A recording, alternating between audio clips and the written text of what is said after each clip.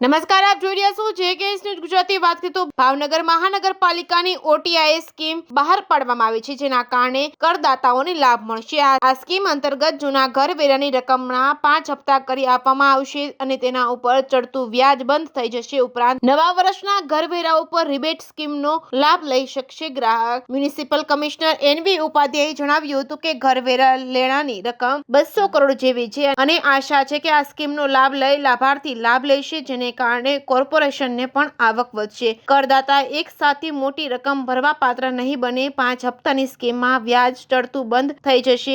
1 માર્ચથી 31 માર્ચ સુધી આ સ્કીમ ચાલુ રહેશે. મહત્તમ લોકો આ સ્કીમનો લાભ લેશે તેવો અનુરોધ કર્યો હતો. JKS ગુજરાતી સાથે હિરેન ભાયાણી, ભાવનગર.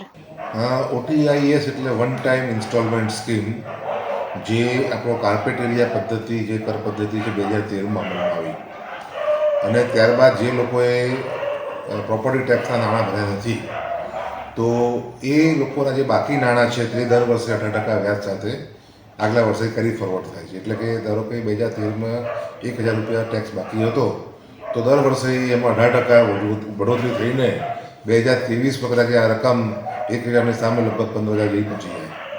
એટલે આવા જે મિલકત ધારકો હોય તેમને આ ખૂબ જ નાની વેરો હોય, એટલે નાના જ મિલકત ધારકો હોય, મધ્યમ વર્ગ કે ગરીબ વર્ગમાંથી આવતા હોય, તો અમુક એવા અમારા ધ્યાનમાં કિસ્સા આવ્યા કે એમને વેરો ભરવો હોય છે, પરંતુ રકમ જે 30,000 35,000 જેવી થઈ ગઈ હોય તો એ ભરવાની એમની જે છે એ તાકાત હોતી નથી. તો આવા મિલકતદારોને એક લાભ મળે એટલા માટે આપણે આ વન ટાઈમ ઇન્સ્ટોલમેન્ટ સ્કીમ આપણે લાવ્યા છે.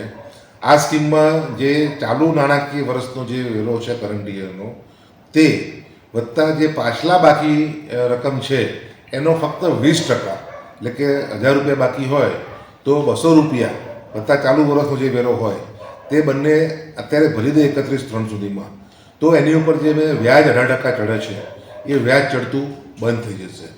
આ ઉપરાંત પછી જો એ રિબેટ ટાઈમમાં બાકીના 20% અને બીજા વર્ષનો ટેક્સ ભરી દેશે તો એને રિબેટનો પણ લાભ મળશે, એટલે બીજા 10% એને એમાંથી લાભ પણ મળશે.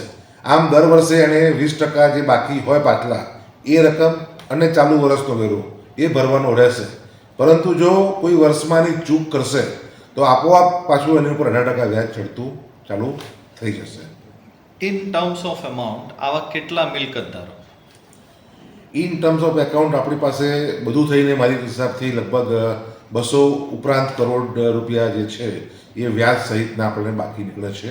અને આપણે આ વ્યાજનું ચક્કર જે ચડતું છે એ જે લોકો ખરેખર ઈમાનદારીપૂર્વક વેરો ભરવા માગે છે એમને આ ચક્રમાંથી મુક્તિ મળે અને એ લોકો 20% રકમ ભરી દે તો આ વ્યાજનું ચક્ર ચડતું બંધ થાય. લગભગ 225-27 કરોડ રૂપિયા જેવી માતબર રકમ થાય છે.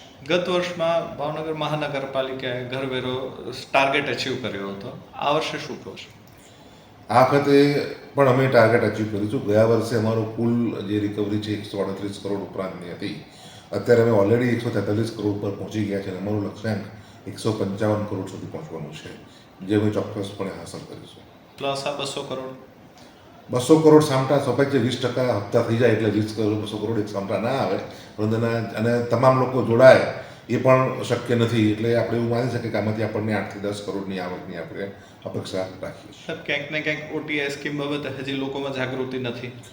અમે એના માટે પૂરતો IEC કરીશું અને તમામ કોર્પોરેટરશ્રીઓ, ચૂંટાયેલા પ્રતિનિધિશ્રીઓ તમામના યોજના વિશે માહિતી છે. અમે શહેરમાં આના હોર્ડિંગ્સ પણ લગાવ્યા છે અને જરૂર જણાશે અમે ટોપ FM કહેવામાં જિંગલ્સ મારફત પણ આ યોજનાનો પ્રચાર કરીશું અને તમામ વોર્ડમાં પણ અમે અમારા કન્સર્ન જે સ્ટાફ છે, વોર્ડનો સ્ટાફ, તેમને અમે આ બાબતની જાણકારી આપીને લોકોમાં માહિતી પહોંચે તે માટે અમે એની પૂરતી પ્રયત્ન કરીશું.